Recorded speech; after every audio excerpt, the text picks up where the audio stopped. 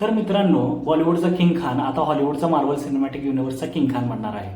म्हणजे असं अजून काही कन्फर्म नाहीये, पण हे सगळं रुमर सगळीकडेच फिरत आहेत की शाहरुख खान मार्वल जॉईन करणार आहे. ही रुमर तेव्हा स्टार्ट झाली जेव्हा मार्वलच्या एका पेजने असे ट्विट केलं की SRK मार्वलच्या नेक्स्ट फेजमध्ये दिसतील, म्हणजे सिक्रेट वॉर नंतर दिसतील.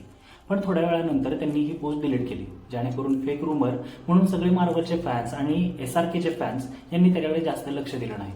पण आता त्याच पेजवर आणखी एक ट्विट पोस्ट झालंय, ज्यामध्ये विदाऊट एनी कॅप्शन आपल्या शाहरुख खानचा फोटो दिसतो. आणि दुसरा फोटो म्हणजे नील शारा नावाच्या मार्वल सुपर हिरोचा, जो की पुढे जाऊन कदाचित MCU एक्समॅन म्हणून जॉईन करू शकतो. नील शारा थंडरबोल्ट नावाचा एक सुपर हिरो कॅरेक्टर आहे, जो की एक एक्समॅन आहे. आणि महत्वाचं म्हणजे तो इंडियन फॅमिलीमधून ओरिजिन करतो. तो हेवी प्लाझ्मा जनरेट करू शकतो, त्याच्याकडे extra ordinary super human strength आहे, स्पीड आहे, ड्युरेबिलिटी आहे.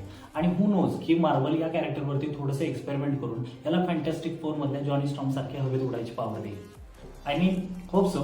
आपल्या कॉमिक स्टोरीमध्ये नील शारा हा कोलकातामधून बिलॉंग करतो आणि तो स्वतःच्या हरवलेल्या भावाला शोधत आहे, ज्याला नंतर आपले एक्समॅनचे मेंबर स्टॉर्म एक्समॅनमध्ये रिक्रूट करते.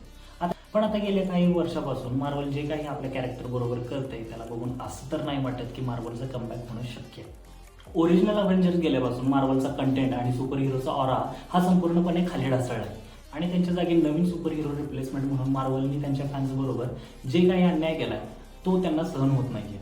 फॅन्सना नवीन सुपर हिरो एक्सेप्ट करायला थोडंसं जड जाते. परंतु MCUला जर कमबॅक करून मार्वलच्या फॅन्सला पुन्हा दिलासा द्यायचा असेल तर एक्समॅनच्या नवीन कॅरेक्टर सोबतच शाहरुख खानला मार्वलचा नवीन सुपर हिरो म्हणून इंट्रोड्यूस करणे एक नवीन आणि खतरनाक ॲडिशन राहील. बाकी हे सगळे फक्त आता रुमर्स आहेत, काही सिरियसली घ्यायची गोष्ट नाही आहे. शाहरुख खान हे नावच खूप मोठं आहे आणि I don't think it's gonna be happen. बाकी SRK MCU मध्ये आला तर फॅन म्हणून ही माझ्यासाठी एक चांगलीच गोष्ट आहे.